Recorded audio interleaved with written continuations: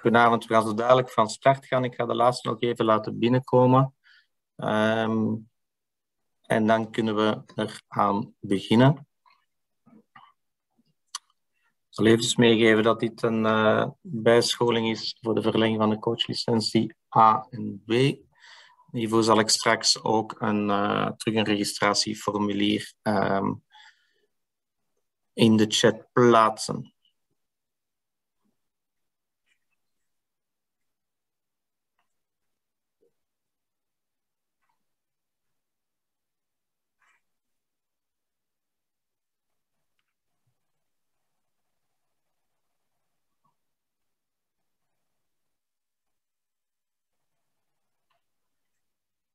Oké, goed. Dan gaan we eraan beginnen. Good evening.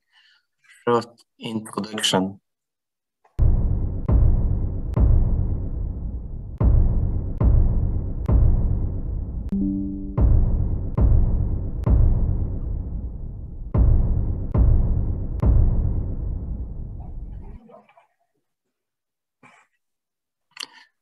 So, welcome, Giovanni. It's a great honor to have you here. Tonight we will have 90 minutes Q&A. I hope it's enough. We received a lot of questions and we will divide them in 4 pillars. So the first pillar will be the technical part. Then we will have the tactical part. Third is coaching and scouting. And then we will end with the mental aspect. So let's immediately start with the first part, the technical part. First question for you from the audience. How do you try to remain creative in your exercises? First of all, hi everybody. Hi Christoph, and thank you for your invitation. And I hope it can be a nice 90 minutes between coaches talking about volleyball. Give us always a lot of different comments and different point of view. How do you try to remain creative in your exercise? Actually, you know, this is something that I believe and I don't believe, because I believe I believe in 2 things, you know, that are against each other. One thing is that everybody like new things every time, you know, so the players, the coaches, you know, they like new things, they like new exercise, they like new dribble, they like to experiment new things.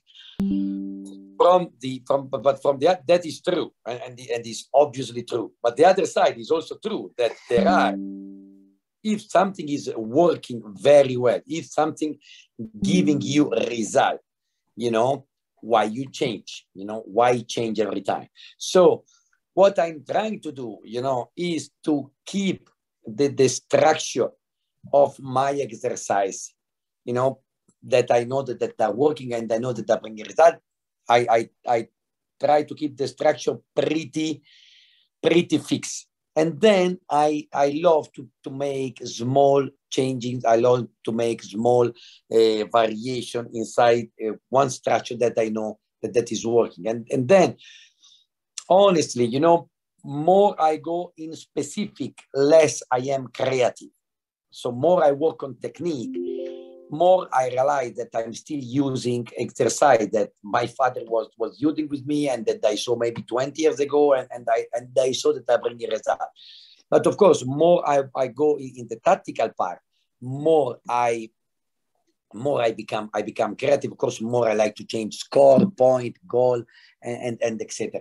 But when it's about technique, when it's about, you know, repetition, I always try to follow one rule, okay? That is the read, plan, and do rule, okay? Then now I can explain. And beside this rule, then I try to manage and put all my drill together.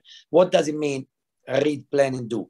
That in many times, you know, in my previous, you know, when I started to make this job, when I was a younger coach, I was obsessed from the do, you know. So if I see some of my exercise 20 years ago, you know, were just repetition, repetition, repetition. I give you some example. Coaching, attacking on the player 20 times, you know, coaching services on the player 100 times. Player go on the wall to learn one swing, you know, player on the box, you know, and attack on the net a million times, setter, you know, the set repetition. But then, you know, thanks to motor learning, thanks to feedback from players, thanks to studying, thanks to, you know, my improving, you know, like a coach in the years, I realized that I was losing a lot of time, you know, because I was just practicing, you know, just one part, you know, 1/3 of what we need to train. You know, I was totally forgetting the two main things that are before the do in volleyball, that are read and plan. Okay, so now every drill, you know, and I'm talking also about the technique drill, also the drill that are the most simple, like serve reception, or like setting drill, or like, you know, repetition attack, learn one shot, you know, instead of another. You know, when I work with younger player, I always try to be focused on this. So first of all, I have to give to a player one part in the drill where they have read the situation. Okay, so understand situation. So I don't give close situation. I don't give fixed situation. You know, I try to give all the situation when they have to read what is happening. You know, because that means I have to give always a different kind of ball, always a different kind of variation. Okay. After that, I need to give to the player, okay, a time to plan what to do. Okay. So they have to read what is going on, and they have to plan what to do. And then we go with the do, and then we go to the touching the ball and the repetition, because I really believe a lot, you know, in the technical world. I'm one of the coaches that is telling in every coach's clinic, attention, the way Vacubank is training is not the way you should train your young kids.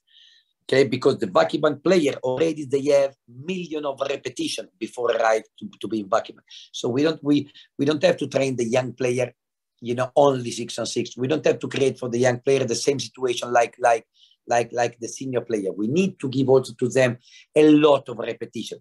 A lot of repetition doesn't mean give a ball and go on the wall and attack 1,000 ball, or go in position 1 or 5 and make 100 serve, or stay in 1 and make 1,000 reception. You know, means giving a lot of repetition, always trying to respect this rule of read, plan, and do.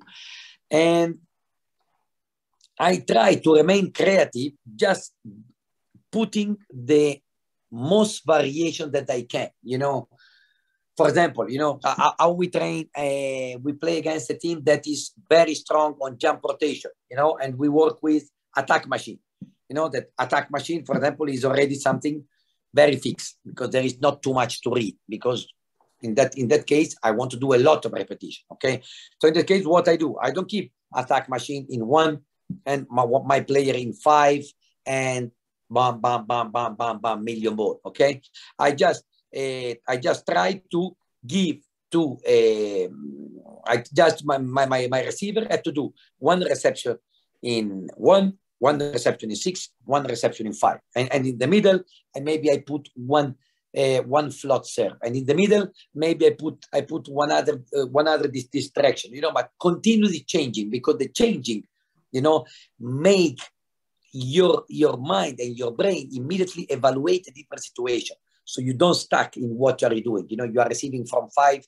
A reception in 5, one serve that come from 1. No, you are okay now, yes, but the next one you are in 6 and the service come to 1. The next one you are in 5 and the next one can come from 5. You know, always try to give this changing, always try to give this variation as much as I can. So the way I try to be creative in technique exercise is mostly this, you know, putting a lot of variation, because when you talk about technique, I really focus on giving the right technique that is not what I think is good, but is what I study from many best players of the world that are doing this fundamental, you know, and giving a lot of ball, giving a lot of touches. You know, I so many times I say this, you know, when you train, when you are, I feel myself very, very lucky, you know, because I have the luck to have worked with the best player in the world. And when, you know, you train a player like Gabi, that maybe she don't have the best technique reception ever, you know, because she has her own technique.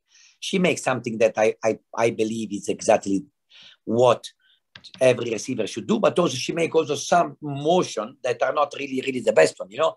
But what Gabi is asking me, repetition. What Gabi is asking me, touching a lot of ball. What Tiger Woods do before every tournament, the best golf player of the of the history of golf. He go in the driving range and hit balls. I mean, you need to give this touching and this repetition. But this repetition have to always maintain these 3 rules, read, plan, do, and they always have to include a lot of variation. Always have to be one different than each other. So, for example, I never keep my receiver receiving 2 times from the same position. I never keep my setter. I give the ball to my setter always starting from a bagger, you know, 1 reception or one defense. When I train defense, I always put 2 or 3 balls, you know, so there is always a reading. You know, always I try to be creative in this way. Okay, thanks a lot for the first question. How much? And please, Christoph, if it's not clear or if, you know, there are some questions, we are here to share experience. So don't hesitate to stop and ask. Okay, of course. Thanks a lot for that. How much technique do you train and in which way? What do you mean? So you are working with the best of the best. Do they need to train techniques? Is it necessary, or do you only need to train the tactical part? They need and they want to train the technique. They need and they want.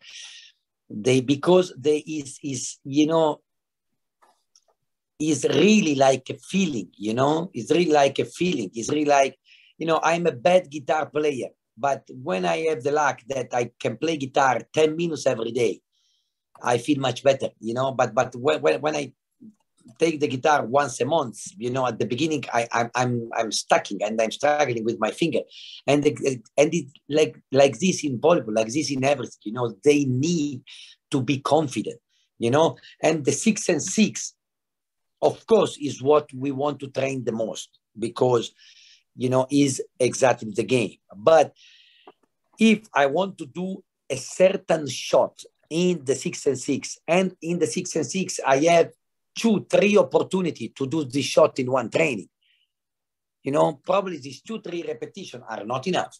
I need to give to myself 100 repetition before, 150 repetition before, 50 repetition before, in the way that I can feel, you know, this motion. I can feel that reception. I can feel this set, you know.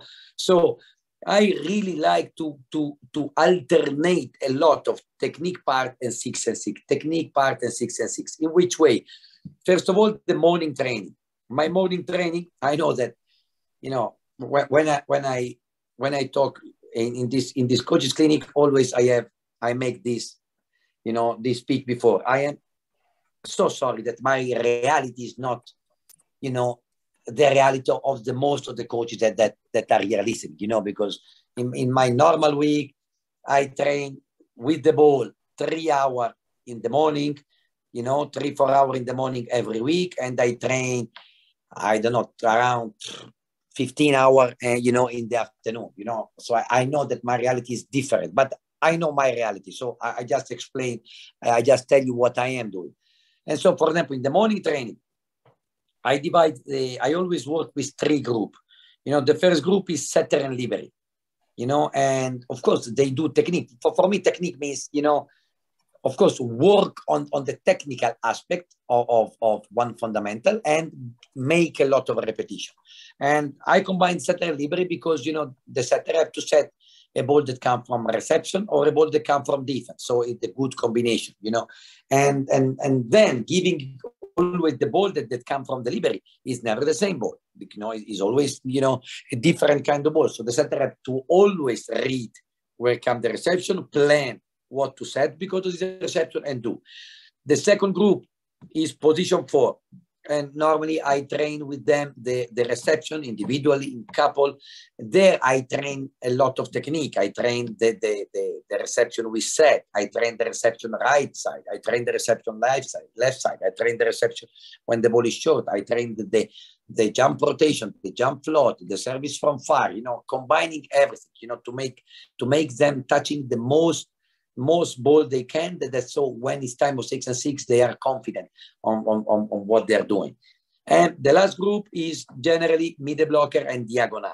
And this middle blocker and diagonal, I train that block the mostly, because for them is the most important part. And again, always in a reading situation, so they never block a coach. They block a coach that attack one ball that comes from setter, or maybe their own ball, but the setter show to the middle blocker where will go the ball. So it's always in this reading. And with this group, I give a lot of repetition in block technique, steps, motion, one hand, two hand, entering, closing, opening, all the different technical aspects, and also a little bit of attack, but not too much in the morning. In the afternoon, the first part of my training is always, a more technical part, because after a very small warm-up in my gym, my players don't touch the ball. They warm up without the ball maximum 12 minutes. After a little bit of bagger ball, then we work on technique. So technique of setting, technique of serving, technique of receiving, because every day I do serve reception, and I do serve reception at the beginning of the training, because it's so important part of the match. You win the match because of serve reception, that I don't want to keep serve reception at the end of the training. I always put at the beginning of the training.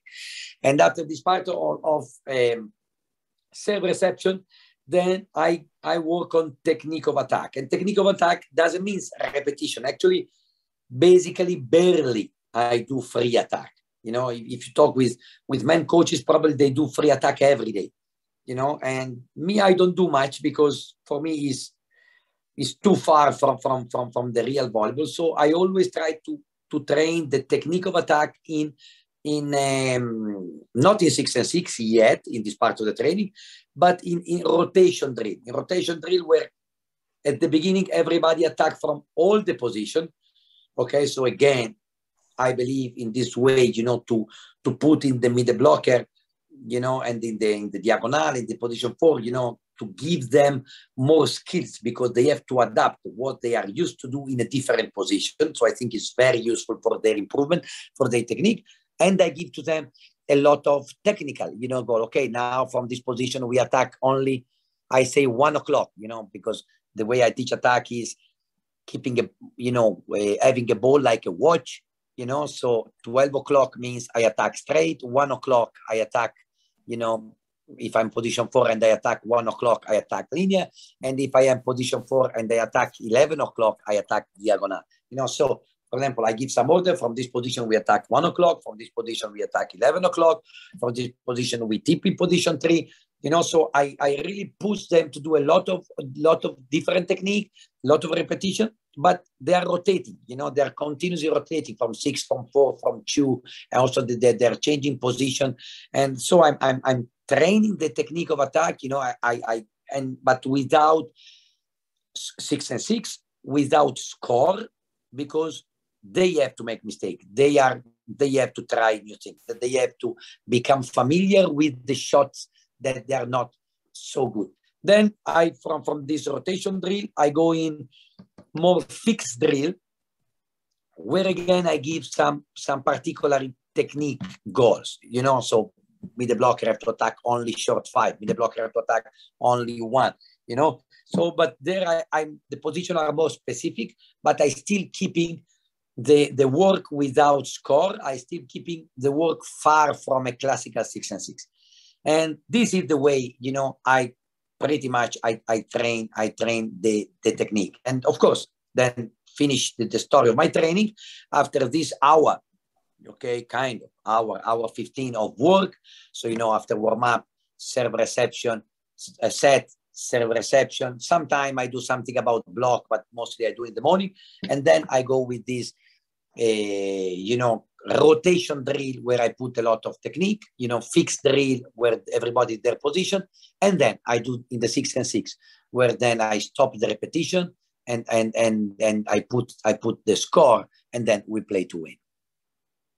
Okay, thanks a lot. So you're doing a lot of technical exercises. So what are for you the most common technical errors, and how do you try to solve them?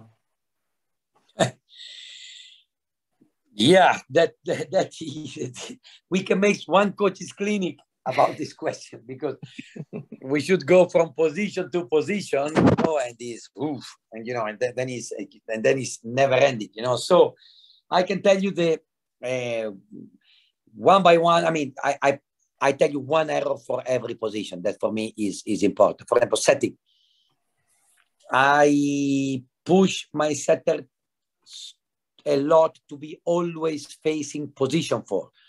And if I don't pay attention about this, the tendency of my setter is to face where they want to serve, you know. So one of the most technical errors is this one, you know, in my opinion. The second, another big aspect that I focus on my setter is the way they touch the ball, you know. So many setters, they forget to use the thumbs. And for me, the thumbs are fundamental, are so important in setting. So, you know, I'm really pushing all of them to use a lot of the thumbs, to put the thumbs under the ball, you know, and to really feel that. And this is another thing that I fix them to repeat. Last common, you know, common mistake of the setter is, especially with the middle, to set too low, because they start with the hand too high. I want that my setter always think to set with the middle from low to high, you know. So always with the line, you know, that go from the front, from the arms, that go from near the end, that go from near the head, you know, till up, near the hand till up. So always giving this feeling. Because about reception, for me, the most technical, the mistake that make me more crazy is when the player put the hand together, you know. The first thing they do, put the hand together in the middle of the body. You know, this I don't want at all. You know, I want they put the hand together or right or left. So where they decide, where they read the ball will come. So never put the hand together in the middle of the body before the reception, but try to put them together right or left. Second common mistake is I call the changing of the angle. So when you see Gabi, when you see Bosetti, when you see, I mean, the best receiver in the world, you know, they never, in my opinion, you know, they never change what I call the angle, shoulder, and knee. That means, you know, from the moment they are waiting the ball and the moment they are receiving, if you think that there is one cord between, one string between the shoulder and the knee, this string is never broken before the reception, during the reception, after the reception. But if you see the bad receiver, this string is always broken, because all the players, they open the stomach. So they put the shoulder very, very far from the knee when they touch the ball, you know, and they break this string. So this one for me is one mistake in reception that I really push my player, you know, to really keep this body weight in front. Doesn't matter how long is the ball, doesn't matter how high is the ball, doesn't matter how bad they read, you know, they never have to change this angle. They always have to stay, you know, pretty much with the body weight in front. In defense, the most common mistake is on the strong ball of the body. You know, one thing that I really push them, I want to see them that finish with the arms near the body. So if in the reception we want the arm far of the float serve, okay, reception of the float serve, we want the arms of the player more far possible from the body. In defense, we want to impact the ball a little bit in front of us, with the hand possibly parallel to the floor, but then we want to take off the power. And to take off the power, we need to finish, with the arms near the body. So the only way to impact a very strong serve, when you see the player that finish the defense with arms far from the body, this ball goes always, wherever, you can never control this ball. So this is one part that is also, very, very important in defense. Another part that in defense I don't want is when the player are moving during the attack. Okay, so during the attack, doesn't matter is the first tempo or is the second tempo, the player have to stop where they are. If they didn't reach their position, I don't care. Better a bad position in the court, but a good position of the body, that a good position in the court and the bad position of the body. So the player have to stay. They have to stay and then react after they see the ball. Last thing, of course, when the ball is far from the body, I want the player that run and then fall down, not the player that fall down first. First try to run as much as you can.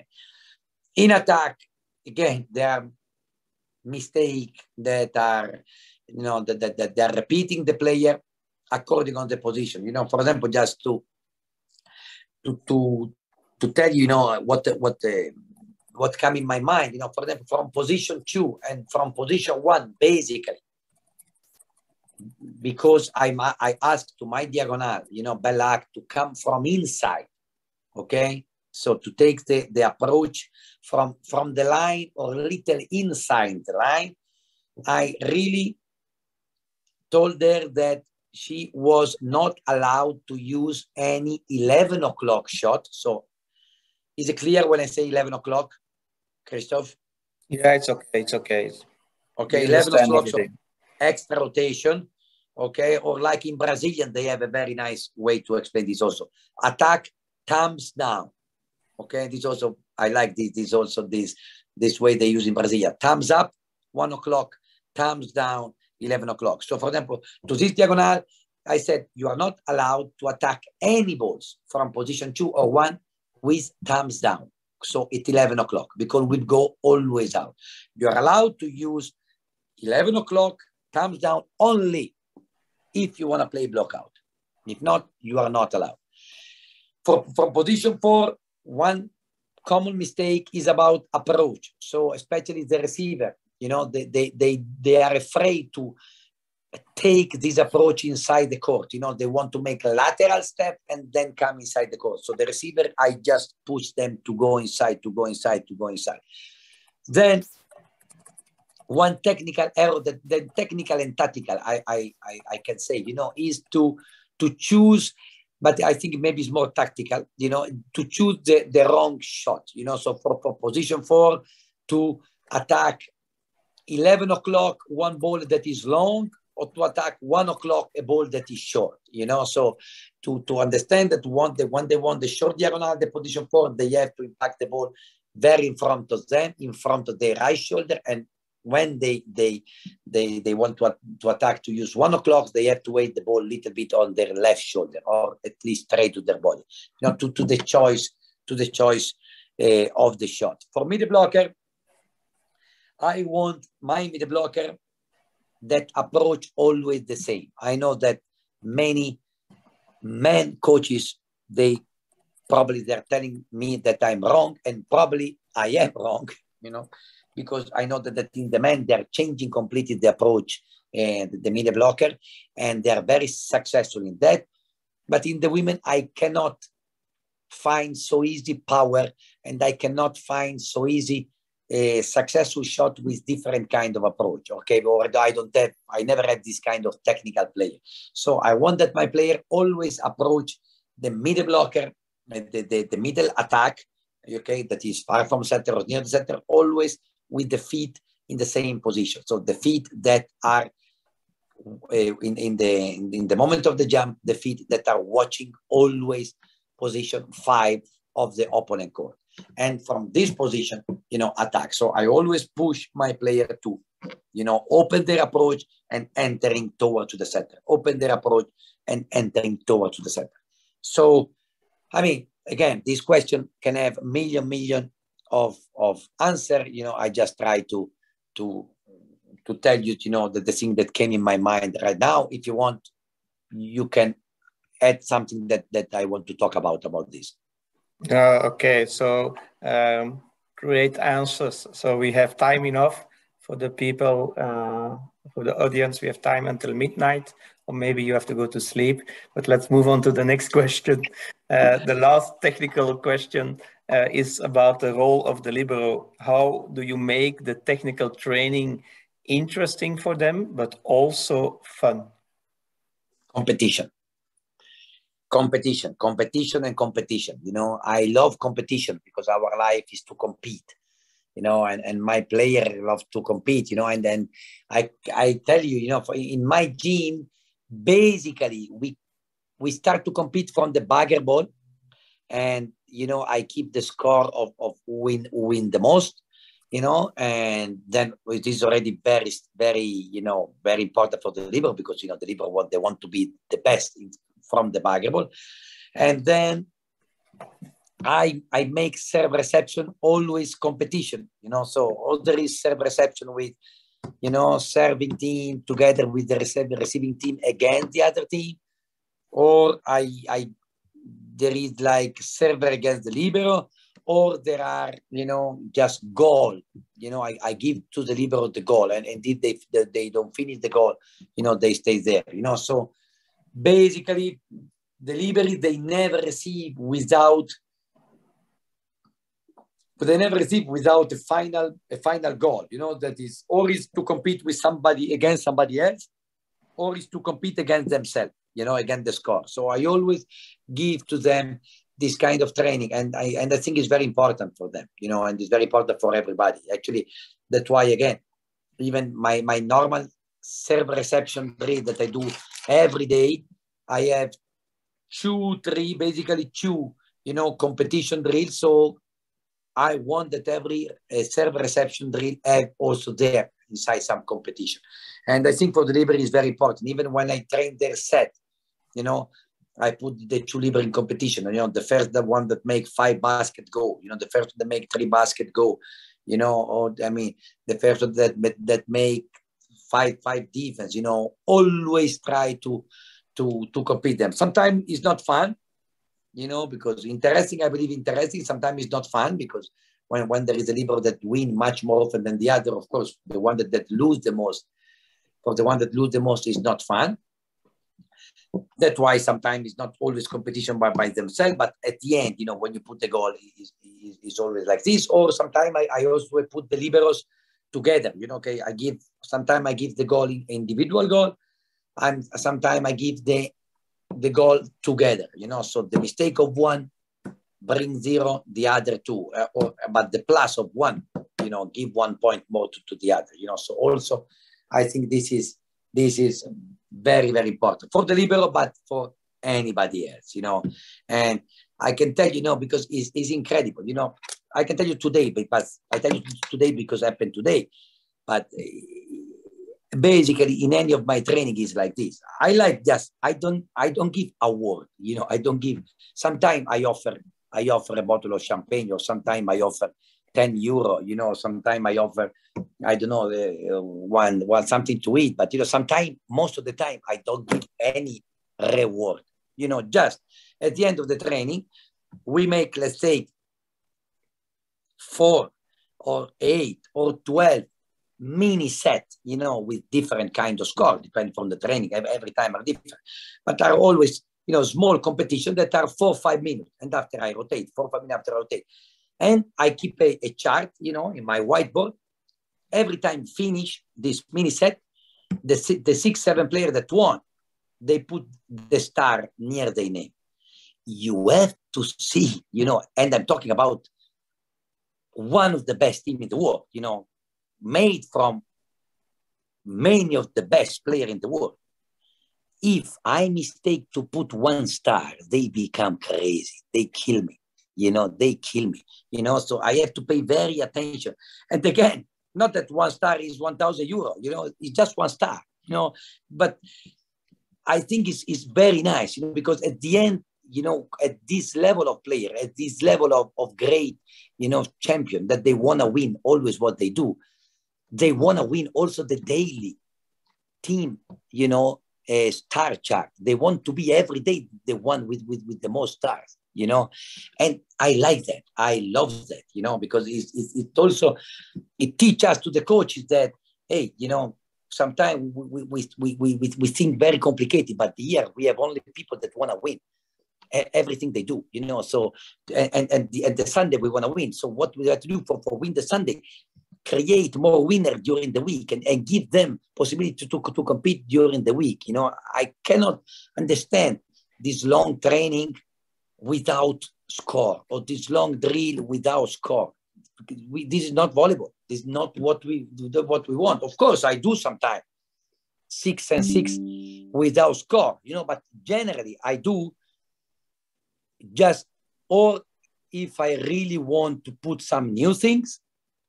So of course we have to try new things, and so I don't want to put the score, or the day before an important match, you know. So of course the day before the final of Champions League, I don't put the stars, you know. I don't put the competition, you know. I don't put the 3 side out in a row, 4 side out in a row, 1+1. I don't put nothing, you know. I don't put nothing. I just give them time to think, time to repeat in the very relaxed. But in the week, in the training, I love this stars way, and I love to see how much they care about the star. And the Liberi same, you know, they're competing so much about that, you know, because they know that at the end for me is important, you know, because they know that at the end I watch every day with the one with more star, with the one with less star. And if every day change, that's okay. But if every day one player is the last one, after 2-3 days, I need to talk with the player and I need to find out what's wrong, what's going on. Okay, and to remain creative, do you use other materials? Did you already use the chair? No, for this, for this, you have to ask to Vitalainen. Vitalainen is much more creative than me. No, I mean, I use something, you know, little bit, but then I read, you know, one very, very interesting article about motor learning. And I like also golf, you know, even if I'm terrible and I cannot train golf, you know, like I would love so. But I love golf, you know. So and was explaining that they made a study that when they teach golf, putting a lot of extra material that is not one golf club and one ball, okay? So one different gloves, one thing that don't make your elbow move, one thing that don't make your legs move, one thing that when you make the swing, keep the club in one position, and when you come back, the club is already positioned. So every time you give one external material, okay, to improve one technique, the result with the material is good, okay?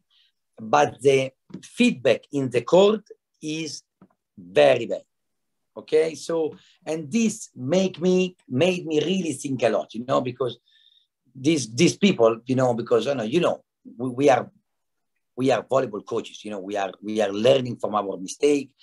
We didn't study engineer. We didn't study. I mean, I didn't study engineer. I didn't study science. You know, I didn't study, you know, physics. You know, so I just make my job, you know, using my experience, trying. So I don't have this, you know, university background. You know, like many other coaches, you know, better than me they have, you know. So when I read these things, you know, where people study that, really made me think a lot. And actually I think about myself, yes, that is true. When they put me all this kind of, you know, that I am kind of a robot, you know, and I try to do something, of course, it was very good in the driving range. Then I went to play and I was the same like before, you know. So, and then I think also about, you know, sometimes we put for the receiver something, for the setter something, but I really believe that less we put external, better is. But of course, if you want to have fun, especially with the kids, you know, then I totally agree. put as many things, you know, Swiss ball and small ball and you know, ball with the water and mat and chairs with the wheel. You know, sometimes I was making reception with the kids with the chairs with the wheel, you know, for just giving the idea to have the ball right and left, you know. So I tried before to do more of the things. Now I try to be creative more in the drill, but with less external agent, let's call it like this. Okay, thanks a lot. Move on to the tactical part. And the first question is, how do you train the tactical serve? The serve, I want player that they can do what in the match, what I ask them to do. So I need to train the player to do in the training what I will ask them to do in the match. And I cannot ask them in the match something that they didn't train, you know. So for example, about serve, you know, I cannot ask to a player, okay, serve in two, if I never train the serve in two. Okay, serve linear strong, if I never, you know, do that. That's why I do a lot of serve every day. There is serve reception, serve reception, serve. I train the serve in many ways. First of all, I like to train the serve against one receiver. Okay, and again here there will be many of you that will disagree with me, and we can have another clinic about that. But okay, please don't be too angry. Don't close the chat immediately because of that. But I never train, and I say never, in my last 15 years, because my memory don't go back, of volleyball coaching, I never train serve and reception with 3 receivers. Never. Okay, I never train serve and reception with 3 receivers. I train serve and reception with 1 receiver. I train serve reception with 2 receivers. Okay, why this? Because in our training we do million of 6 and 6. Basically, every 6 and 6 start with serve, and so already I have million of reception with 3 people. And when I want to train serve, I want to train my serve to be very precise, and so less people I put, more they will become precise, you know. And so I when training serve every day, I give, you know, with always the receiver, I give always clear target to myself, you know. So first of all, I mean, to be precise on the receiver. Then sometimes I put some tape, you know, some tape in the gym, and the server take an extra point every time. So I put 2 tape, you know, long tape, you know, on 7 meter all court and on 4 meter for them, you know. Lateral line, 1 tape at 4 meter, lateral line, 1 tape on 7 meter, for example. And the server take a point every time the receiver go step or go in front or back to the tape. You know, that means, so I'm training a serve that the receiver has to move, you know, in front or back, you know, and so I give this to them.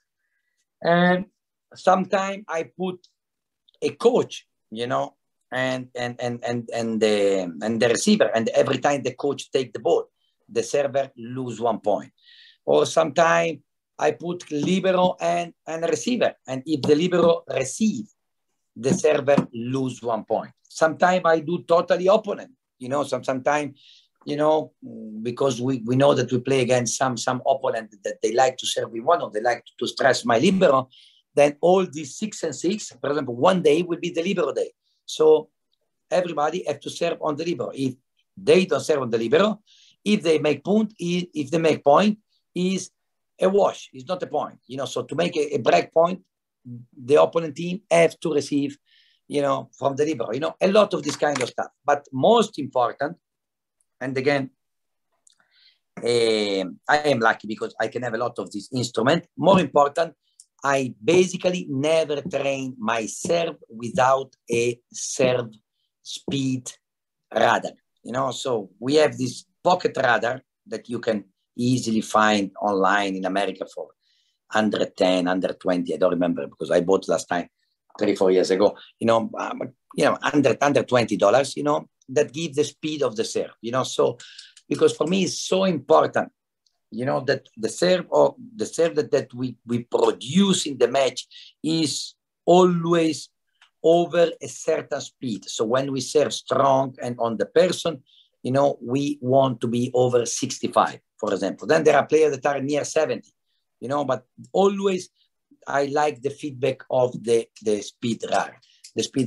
Then, when we go to 6 and 6, then we prepare a match where a setter is very clear that she repeats something according on reception. Then I put also this variation in 6 and 6, so we serve in 1 to be more ready to go block 4. We serve in 5 to be more ready to block in 2. We serve short, to take off one attacker, all this kind of stuff. I don't know if I answer good to this question, basically. Yeah, it was a good answer. It's really interesting to hear your vision about that. So talking about vision, there are a lot of setters among us. What is your vision about the different setter calls?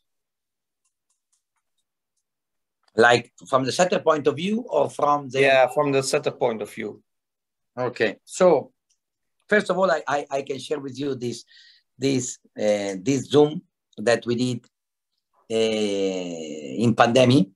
We were one group of coaches, and the one that we were making, to use the time good during pandemic. So we start to make some Zoom, and one day we decided, okay, let's call some player. Because we always talk only between us coaches. So let's talk some player. And in this Zoom came Bruninho.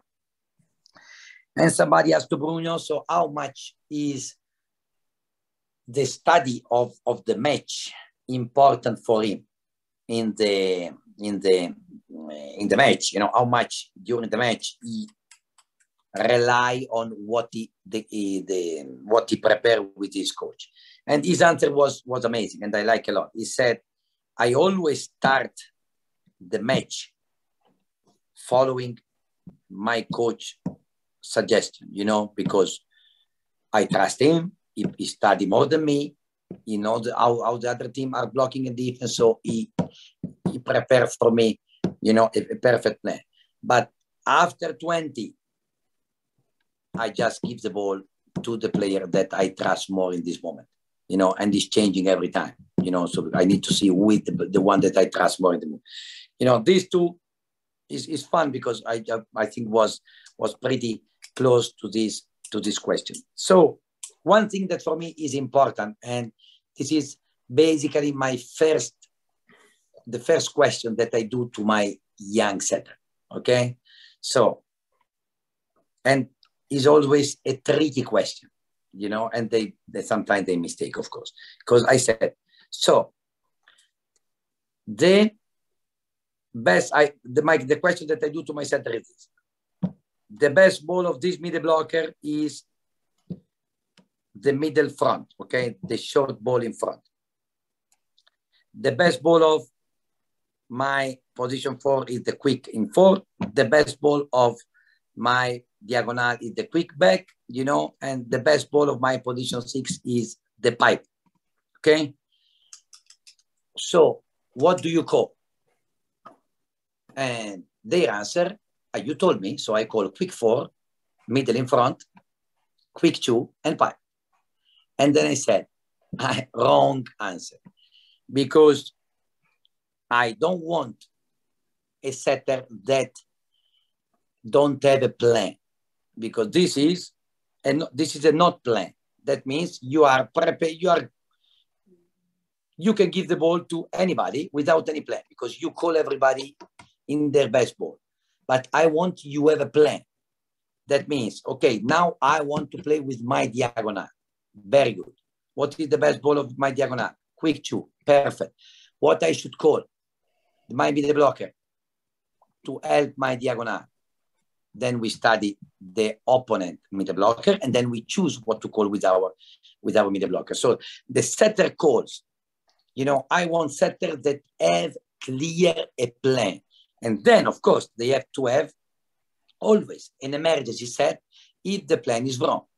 You know, but if I want to give the ball to my position 4, I don't call to my middle blocker what I call every time. I call to my middle blocker probably not the best ball of my middle blocker, but the ball that will disturb more the opponent middle blocker to arrive worse, in a worse way, to my position 4, because my plan is to give the ball to my position 4. Okay, so it's very, very important for me that my setter have the plan. Okay, so the weakest block now is there. I want to play with this. The weakest spot is there. I want to play. My player most in fire is in pipe.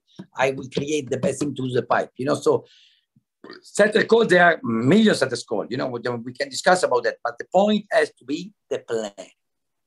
I want absolutely a setter that have a clear plan, and then they call everything about the plan that they have. I hate the setter that say that they call the best ball of everybody, because that means I don't have any plan. Okay, so that's clear. Then moving on to block and defense, how important is for you the relation between block and defense? Okay, you're making question that really sometimes I think I will go in Greece and I will make 3 hours in the gym in July only between block and defense. But okay, we try to stay quick. So I wish I have a whiteboard here, but I don't have. And only thing I have my iPad and my pen, but I'm talking through my iPad, so I cannot use it. Anyway, I try to explain in the best way I can. For me, block is not about the person, but is about the zone. Okay?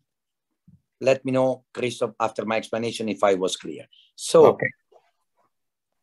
in my gym, okay, we divide the net in 3 parts that are basically the same distance, you know, and position 4 is responsible of his part, middle blocker is responsible of his part, position 2 is responsible of his part. That means that if the middle blocker score, okay, in the middle blocker zone, that is in the center of the net, of course, then of course it's middle blocker fault. But if the middle blocker score in the position 2 zone, then it's position 2 fault. Or the middle blocker score in near position 4 zone, then it's position 4 fault. Okay, so I'm trying to be very strict, you know, with my player about reading. And to read, I don't want that my player move. You know, so my block have to really stay in reading, and every player has to help each other, but care about his zone. Okay? And everything happens there is their responsibility. So that's why 90% of the case, when the opponent, they make one quick middle attack far from setter, 90% of the time, I'm complaining with my position 2. I don't complain with my middle blocker, because we never follow the middle blocker, except if the middle blocker is in the zone of the middle blocker. Then we can make some small step of adjustment, but staying basically always in the zone of the play. It was clear, even without whiteboard?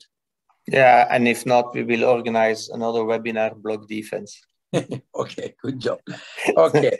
Last technical question. No. Wait. This is only about block. Okay. Yeah, this is block. So block is about zone and reading. Defense is only about covering the space that the block leave free. Okay, so also there is a lot of reading. you know. Also there is a lot of reading because the defense have to see what the block does, and then the defense have to fulfill this empty space, okay? But generally, my defense system is very, very simple.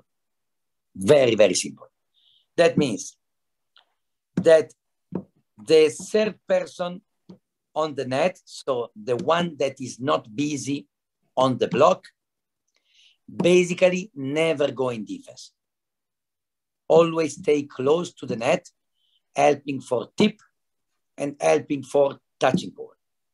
So then I have the position 5 when attack is from 4, and the position 1 when attack is from 2, that are the main responsible of defending the ball outside the block.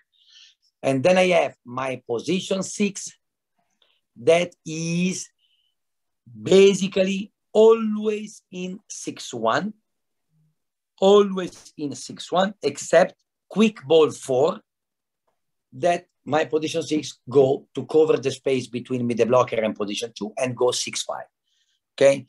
Or if there is a attacker that even the high ball attack always 6-5, 6-5, 6-5, my position 6, even in this case, goes 6-5. If not, every other ball from the pipe to the middle close, the middle far, position 2, 1 leg, 1, 4, high ball 4, always my position 6 goes 6-1.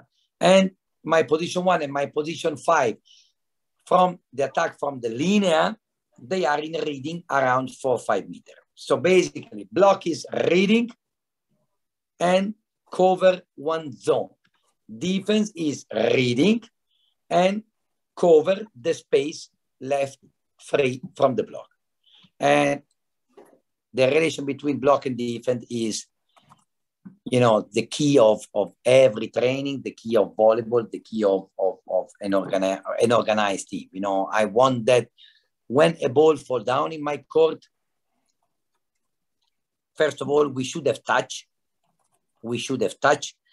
But if we don't touch, should have been very clear who was the responsible. If it was a block mistake, if it was a defense mistake, if it was a defense mistake, which position make this mistake, or if it was an extraordinary action from the opponent, and then it's nothing to do. But have to be very, very clear when a ball fall down, if what was why the ball fall down, what was the mistake. So everybody have to have very, very clear this correlation, have very, very clear the system. Okay, that's clear, thanks. Last tactical question is more specific, the role of the opposite on 1 and 6. What is your opinion? I don't understand this question. So the thing is, what is the role on the opposite? Attack on 3 meters on 1 or on 6. Sometimes they play 3 meters on 1 with the opposite, and sometimes they play okay. on 6. So the back row attack of the diagonal. Yes. Okay. Okay, so I'm not, I mean, first of all, it depends on the characteristic of your diagonal. So there are diagonal that they have an incredible pipe, and there are diagonal that they don't have a great pipe, you know. And this is one thing. Second, it depends a lot, you know, the choice that you do about this depend a lot from the opponent block, you know, because their team that they are helping very, very good, and position 2 will be always there to perform a great block on the pipe, and some other team, they don't help at all. So maybe the pipe is successful. Second, the pipe need 1 leg. Okay, so if you don't have a very strong and very reliable 1 leg, then make no sense to do the pipe. And I like the pipe, but if you see my team, for example, we don't use. You know why we don't use? Because we didn't have, you know, my diagonal was not very confident in this ball. My diagonal was very confident in the X, you know. And then I tell you why I prefer the X and then the pipe. What is the X? The X is the ball between always back row, you know, between the pipe and the 1. Okay, and in my team, between the pipe and 1, we call X. Why I like this ball sometimes more than the pipe? Because when you run one leg, you play against two different team or two different kind of team. One team that is care about your one leg, and one team that don't care too much about your one leg. So who don't care about your one leg, then stay in the middle of the net. So X is very successful because position 4 open for one leg, middle blocker don't care about one leg, and you go into the X strong in the middle, very difficult to defend. Or you play with teams that they care a lot of one leg. In that case, I don't use too much the middle blocker because that means my position 4 is against one block and half. And theoretically, I don't need too much the diagonal because my position 4 is more free. Plus, why I don't like too much one leg and pipe? Because if the reception is good, everything is good, everything is easy. But if the reception is bad, I don't have one leg, and mostly I don't have the pipe, and if they have the pipe, will be the pipe with against 3 block, so I don't need. But if I call X, I still can use all the net, even if the reception is bad, because the X can become, very, very easy a ball from position 1, or for some diagonal is easier to attack an X than a ball from position 1. So that's why I don't use too much the pipe with the diagonal. The attack from 1, I use a lot, and is super important. It's super important because the difference between the high level team or the average level team is made from how much the diagonal is strong from position 1.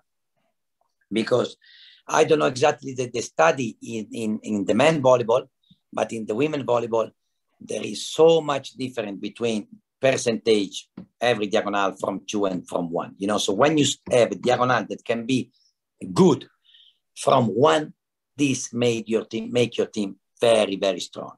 And I like to use this ball a lot, keeping my middle blocker with 2 attackers near the setter.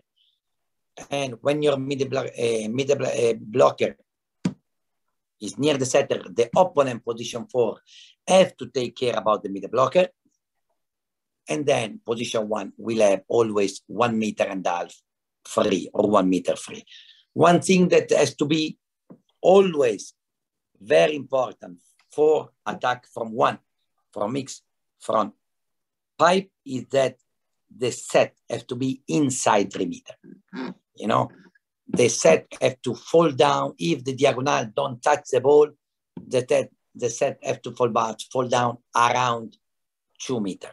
Okay, so I want always that my diagonal enter with full power with the ball in front of her and very, very strong.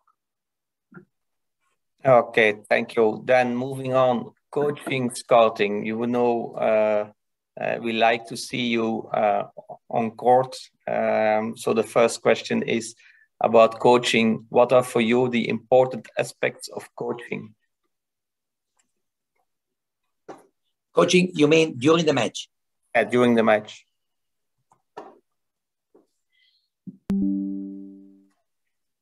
I mean, I tell you what is for me coaching, but doesn't mean that is the truth, because there are a lot of successful coaches. They are the opposite than me. For me, coaching is a mix between empathy and tactic. Okay, so I need to give, to my player the best energy that I can. I'm talking about big match, of course, because in some not important matching, I use the match like training. So sometimes I'm also angry with the player, and if I'm angry with the player in the match, not always I take good result. But this is depend for matches, there are matches and matches. But I'm talking about big match, empathy and tactic. So the player, they have to feel that you trust them. the player have to feel that you care about them, but at the same time, the player need answer, because the player are watching you say, I don't score. Why? And you have to give the answer. I took ace. Why? And you have to give answer. I don't know to give to who I have to give the ball. Why? And you have to give answer. It's so important, this correlation. And of course, this is something that you don't create, in one day. You create with the daily talking, daily staying with the player. There is one sentence of Andrea Anastasi that I think one of the best I ever listen. That he say, I want to touch every day all my player like they are the key of a piano, and I want to touch all my piano every day, So this daily touching with the player, the daily you talking with the player, then create with this empathy, and this create with energy, energy in the court. But if there is only the energy and the empathy, and when they ask you suggestion, you don't have an answer, they will not care about the energy. But if you just give answer like a professor, and you don't put empathy, they will not take this self-confidence, this more energy that they need. So I try to combine these two things. Of course, sometimes I am an aggressive person during the matches, so sometimes my aggressive is killing me, is not helping me, because sometimes I can become too angry when I see mistake that we should not make. But this is pretty much, the idea that I want to give, the idea that I try to do. Okay, so this is one of the things about the important aspects of coaching. And what about your coaching attitude in money time? Is there a difference, or are you coaching in the same way, or in what way are you coaching? I think in the money time, I trust my intuition, and that is not always good, but if I have a feeling in this moment, like, changing position of the player, or make one change, put one player in serve, I don't read any statistic in this moment. If I have to make a change between the set, I read statistic. If I have to make a change in the middle of the set, I read statistic. In this moment, maybe, sometimes I kill my assistant coach because I said, okay, change. I want this player in serve. And then she was not ready, because I was thinking something, and so I try to trust my intuition, or I give one suggestion, maybe we never jump all the match. I said to my player, okay, jump, if the goals, or I say, take one decision, go 1 hour before there, or don't worry, attack linear strong, or make a tip, so I try to help my player if I see that they need, but if I see from my player that I see confidence, I see calmness, I see players that are enjoying this moment, then I am enjoying watching. Sometimes the best thing we can do is not bother them, because at the end they know better than us what to do. And I tell you, that there are some moments in this season where we were really, we leave millions of this money time, that I just enjoy. I just was there showing player confidence, showing player that I trust them, smiling, really enjoy, because it's a bless from the life to be there and living this moment, and then sometimes I really believe that the best thing you can do. So let them do what they feel, because also they want to trust their intuition. But sometimes they are watching you. And if when they watch me, means they need from me one suggestion, and they have to be ready. Yeah, and people are enjoying your webinar. I receive a lot of positive feedback, so thanks. How do you put the opponent under pressure in the different game systems you have? I don't think too much about that. I think that I don't like to make special trick, like there are some coaches, you know, they call like million challenge just to disturb, or that they wait. This I really hate. They wait. One player takes the ball, ready for serve, almost tossing, then time out. You know what I mean? This kind of stuff is not my style. You know, I think what I do, and I believe put pressure in the opponent, but I don't do for that reason. You know, I don't care about them. And I think this gives them maybe more pressure, you know, means that I tell you an example about Bucky, you know, because to understand good. So if you see how many, I mean, I cannot count how many set Bucky Bank played during one season. Let's say we play, I don't know, I'm not good in mathematics. Let's say we play, I don't know, 200 sets in one season. Okay, let's say 200.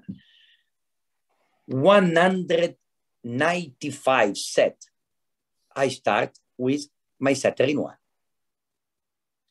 Okay, so this is my pressure because I believe so much in our system. I believe so much in putting, you know, to having my best player in their best position most of the time, that I don't care what the other are doing. You know, I don't want to search what the other are doing. I really want to go with our best. So my setter is my 10 times better defender than blocker. My diagonal is the best blocker in the world. So why I should start setter 3, setter 4, setter 2? No, I want at the end of the set, my diagonal that block more than my setter finish. I want at the end of the set that my best attacker is more in front. I want at the best set that my best middle blocker is more in front. Because, you know, even if I'm not good in mathematics, but this small calculation, I'm enough good to do. A normal set have 5 half rotation. That means who start in 1, play on the net only 6 times, 6 rotation. Who start in 4, play on the net 9 rotation. You know, it's 30% more time on the net. So this is what I care always. I want to have the best of my team, you know, the most of the time to have this combination, the best of my team. Then sometimes combine good with others. Sometimes don't combine good. I don't care much because I know that then it will arrive this rotation that will give us what we do, you know. So I don't make nothing, you know, about it. Oh, but of course, I do a lot in the preparation of the match. So our way to put pressure is to know exactly, to try to know exactly what they will do, to try to know exactly what their setter will do, to try to be in the position where they attack, to attack what they don't like to block in defense, you know, to really study very, very, very well the weakness of opponent. Okay, so this is about coaching. Now moving on to scouting. What do you find important information, and do you spend a lot of time in scouting?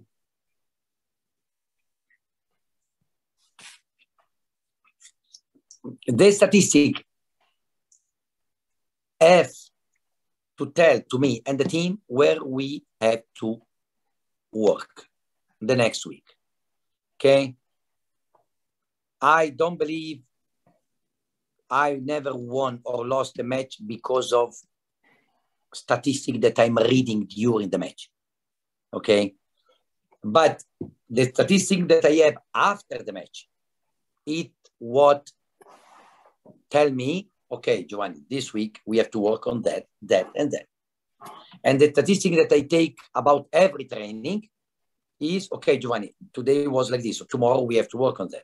Today was like this. That's why in some coaches clinic, people tell me, okay, Giovanni, tell me how is your normal week?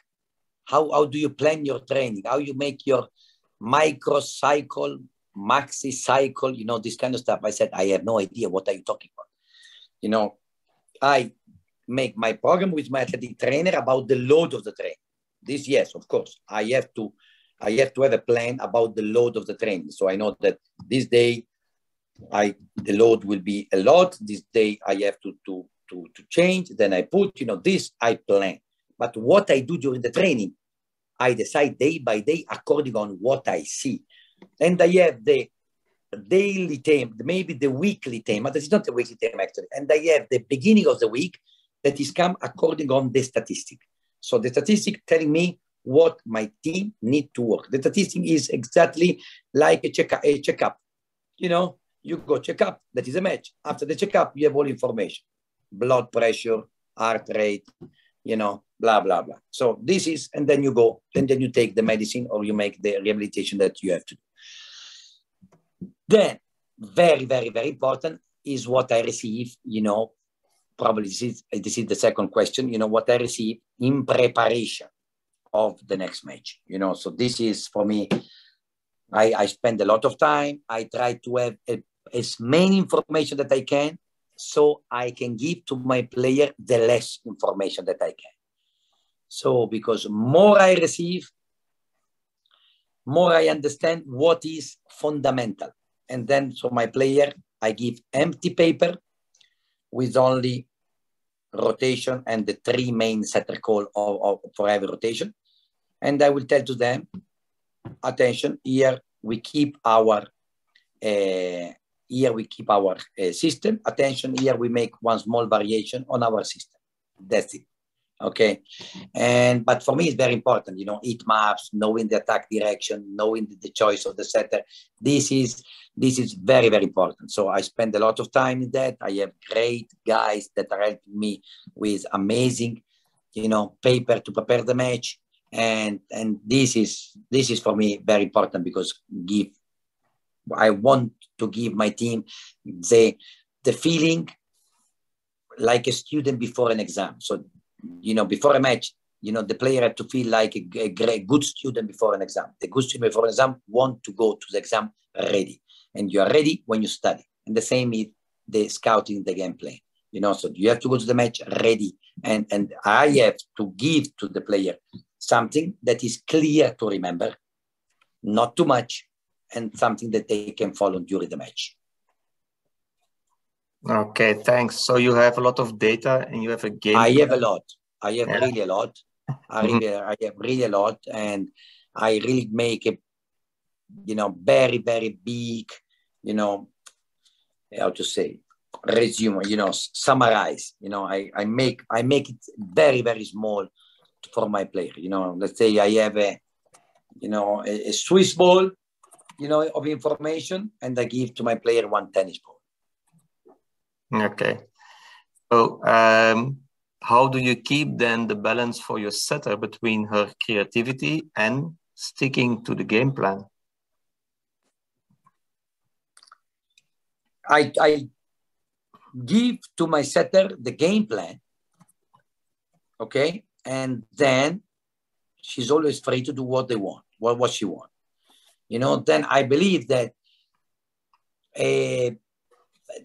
the setter has to follow the game plan, because it would be stupid not to follow. I mean, if, there is one team that cannot block good one ball, we have to play this ball. If there is one super weak blocker, we have to use this weak blocker, But then there is the feeling of the setter, and I always accept and I understand, because I want to create, and I have to create a relation with my setter that if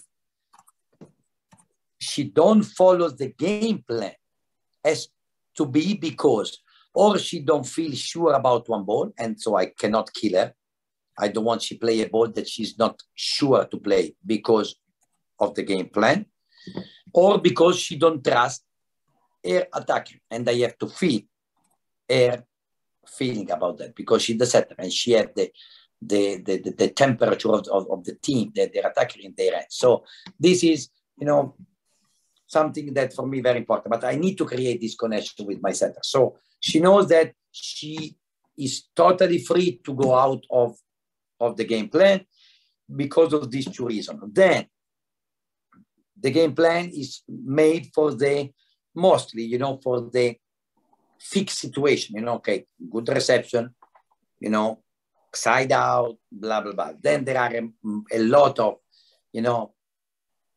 ball in transition, after bad reception, after cover, that I want my setter more creative, more courage that she can, you know. So I love to see when my setter, you know, try to play with the middle, you know, one transition that maybe we didn't plan because she feel this ball, because she have this courage, or try one great ball with the middle from exclamation reception. You know, I always support the creativity till one point, you know, till makes sense, you know, because there are also other things that I don't let, you know, like for example, there is one ball in position between 1 and 2, and my center wanna play with the middle. I said, okay, this maybe it's creativity, but you will never be successful with that because the ball will become so long and so slow. That's why we do that, you know. So I try to balance the two things, but I need to trust also the feeling of my center, of course. Okay, thanks. And then we have the last pillar of this evening, mental aspects.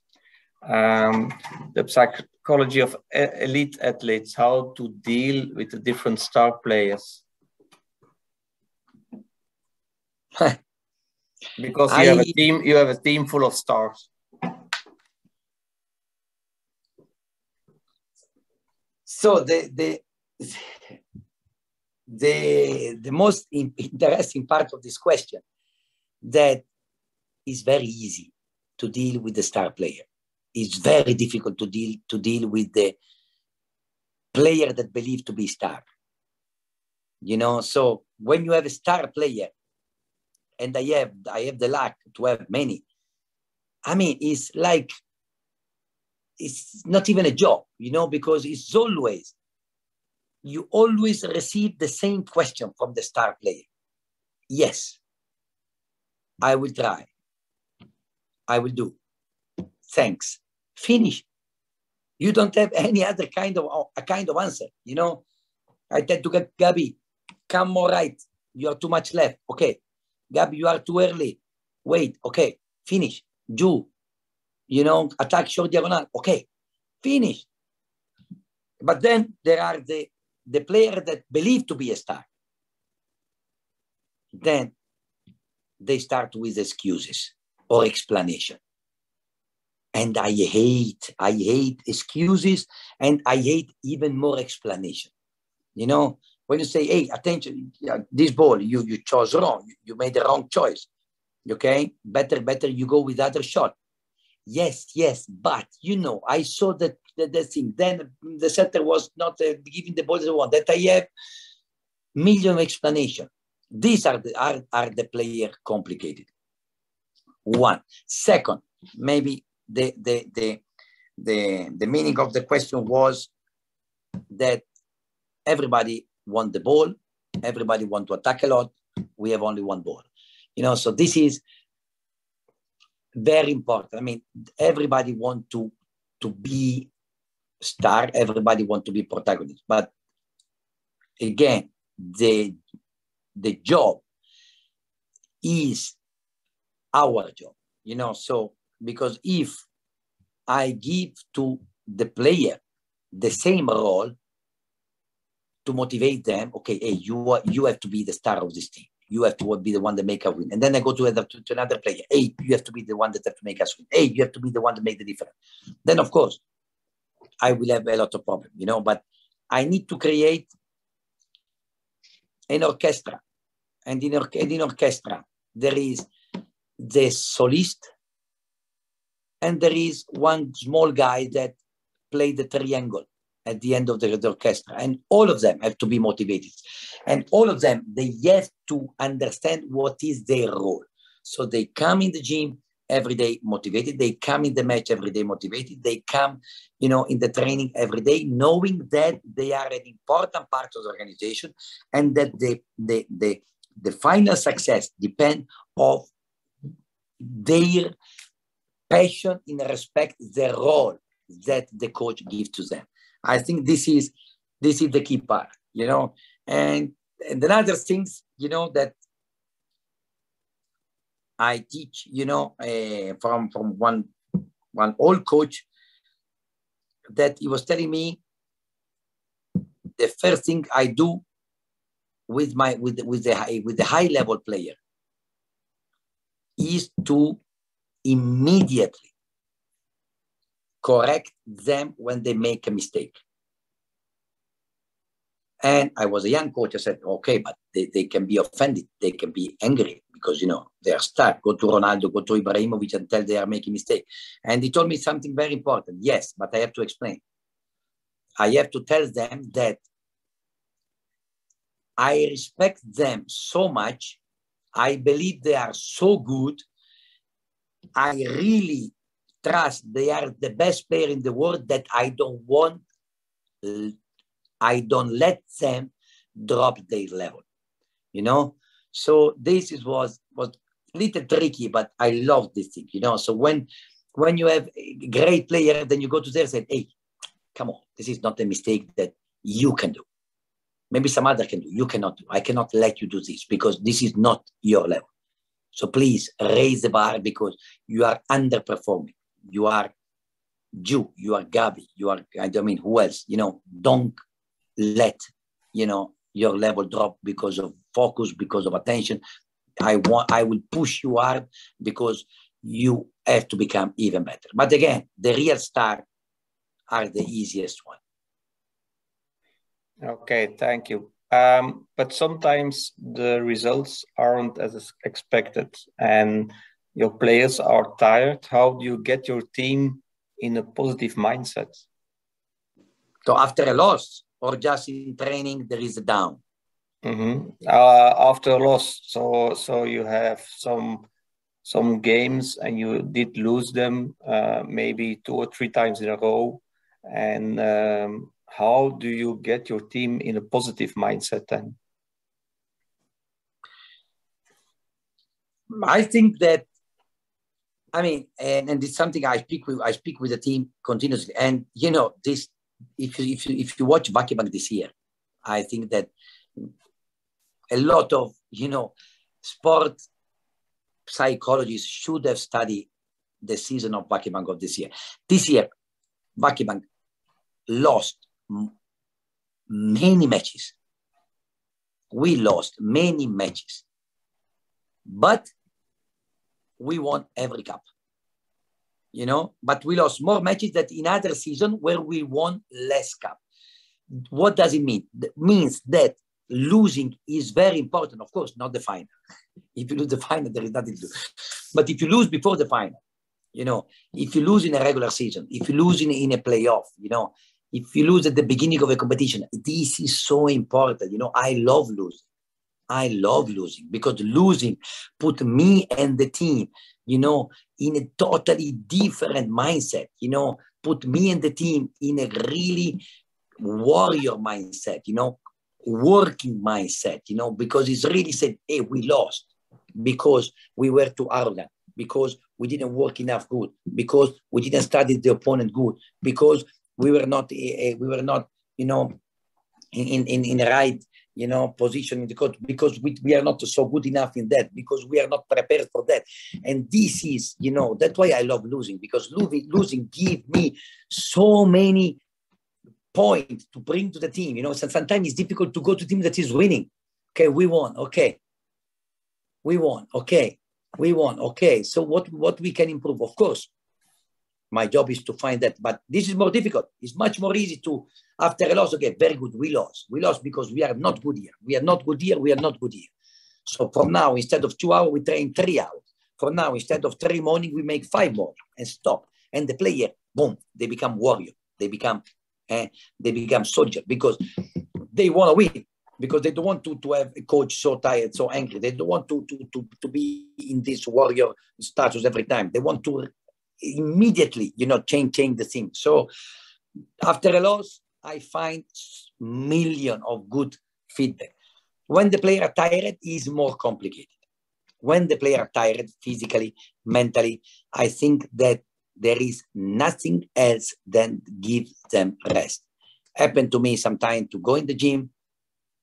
I did this year a couple of times, because I mean, after this, the last summer and the start of the season, in some player really they never they never rest, you know. So there is some time that they are really tired. They are vomiting volleyball, you know, they're vomiting the gym. And sometimes it really happened to me that the player come and I explain the training, I make serve reception, you know, and after 30 minutes, somebody bring pizza and ice cream, you know, and that's it, you know, and you can see the face of them, you know, some of them even cry one time, you know, because understand. So I think that when the player are tired, you need to give them rest, you know, so there is nothing else. So thanks, you shared some ideas about your technical stuff, some tactical ideas. But what is for you the importance of mental training in women's volleyball? Can you share some thoughts, some ideas about this point? What do you mean exactly with mental training? Mental training. How can you? It's a kind. How can you keep them positive? How can you keep them focused? Okay. Keep them. So at the end, in money time, how can you keep them focused? How can you keep them less stressed than they used to be? Okay, so in the gym of Buckingham, we have one poster that is that the player read every day because it's very big, and that is the pressure is a privilege that we deserve, you know. So this is something that who come in Buckingham, you know from the beginning, you know. Yes, we have a pressure, but why we have a pressure? Because we are strong, because we are able to do the things. So of course the people expect to us to win, expect from us to win, because they know we can do that. So this is why it's a privilege. This is why we deserve, you know. So this is something that is always there. For me,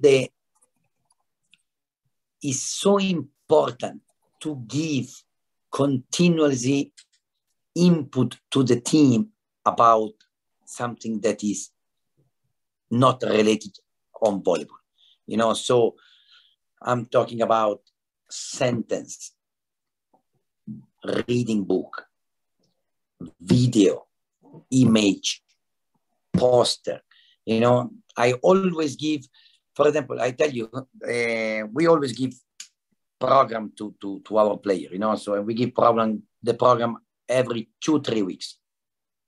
Okay, every 2-3 weeks we get program. So I can share you, you know, to make you understand what I mean. If I put on the camera, you think people can see? No, I don't think so, but we can try it. Okay, because, you know, in this program it's very easy. There is okay, for example, the program is, the last program we give to the team are, in the first line there is one sentence that I put at the beginning of the season. Okay, that is, many and stronger competitors this year. Never the pressure was so high, but we like that because pressure is a privilege that we deserve. So this one they saw in every program all day. Then at the bottom of then there is the program, you know, Wednesday, Tuesday, all the day. Then at the bottom of the program, for example, there is one sentence that is resilience, passion, teamwork. Never give up, especially at the last kilometer, because quitting is not an option. Because we talk a lot with the player that were tired about, you know, that in the Ironman, that is the most difficult sport in the world, and many people quit, but nobody quit the last kilometer.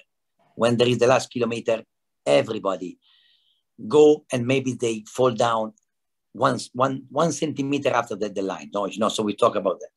And then I always try to give them suggestions. You know, I try to give them podcasts. I write them podcasts. I write them books to read.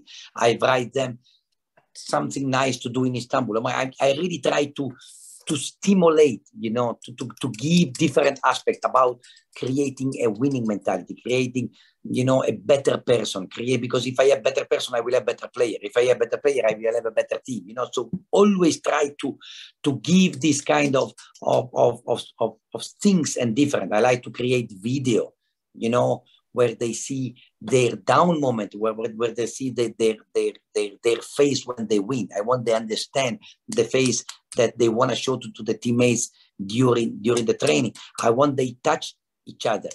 You know, there was one very, very nice study made from basketball NBA, where they studied that the team where the players are touching the most are the most successful.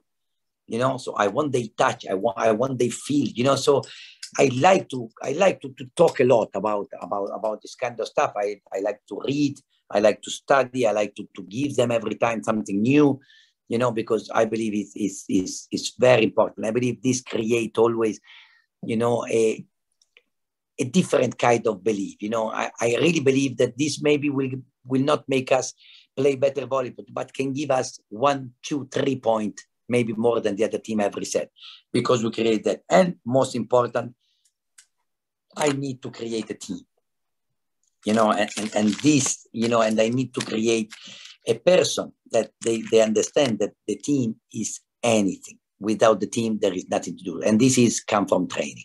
This comes from the attention that I give to everybody in training.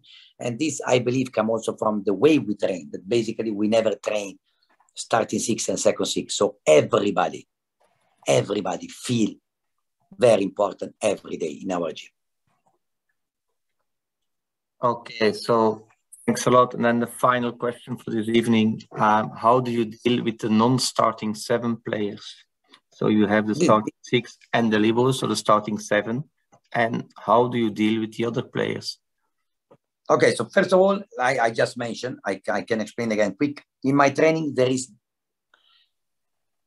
every 10-hour training of 6 and 6, okay? In 10-hour training of 6 and 6, probably I do 30 minutes in this 10 hour between starting 6 and not starting 6. 30 minutes in 10 hours.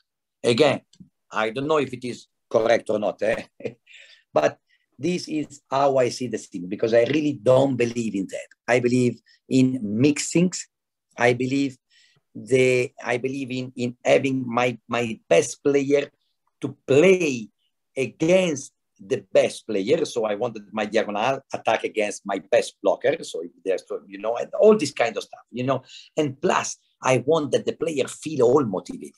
You know, I want the player all win and lose during the training. You know, I want that everybody really, you know, feel part of this, you know, family and this process.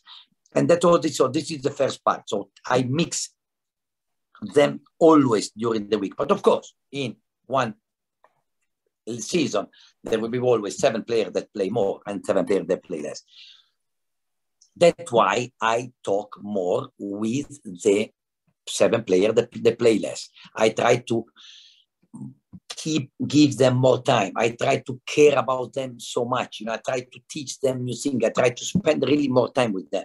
You know, so I really try to make them understand that they are really, really important, and without them we cannot do, because these not starting 70 players are the most important player of the team. Because if these 7 players come unmotivated, the training is fucked up. The training is bullshit. You know, this not starting 7 players have to be more motivated than the other. You know. And it's more difficult for them. Of course, that's why they need more me. They need more the stuff, because the player that have 2 million followers of Instagram always is motivated to train good, always is motivated to play good, because so the 2 million become 3 million, and she will have more money, she will have everything. But the player that have 10,000 followers on Instagram, and the player that touch 1 ball a match, instead of the one that touch 70 ball a match, this one have to come in training with more passion and smiling and motivation than the other. And with this one, I have to work more. With this one, I have to talk more. With this one, I have to put more empathy, because she needs me more than the star. So that's why the not starting 6, 7 players for me are absolutely the most important of the team.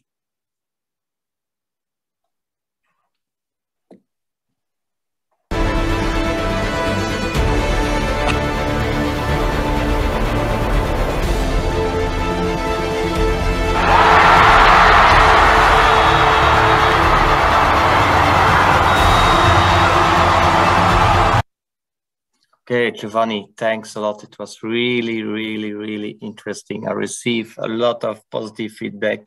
Top webinar, very nice. Thank you, come again, is one of the remarks. So it was really, really interesting. I don't think people know that we are over the 90 minutes and nobody cares. So it was, thank you. It was an honor having you. Can you hold on? I will address to the audience in Dutch and then we will finish. We can chat. Thank you. Dank je wel iedereen. Het was heel leuk om jullie hier te zien, te horen. Ook bedankt voor de positieve feedback. Het is altijd leuk om iemand, een topspreker als Giovani Guidetti, hier aanwezig te hebben. De aanwezigheden die worden verwerkt en dat zal waarschijnlijk in de loop van volgende week zijn. En voor de rest zou ik zeggen, hou zeker de site van Volley Vlaanderen in het oog, want binnenkort komen er nieuwe clinics en nieuwe webinars aan. Goed, dus voor jullie zou ik zeggen een heel fijne avond toegewenst. En dan rond ik nog eventjes apart af met Giovanni. Aan iedereen, dankjewel, fijne avond.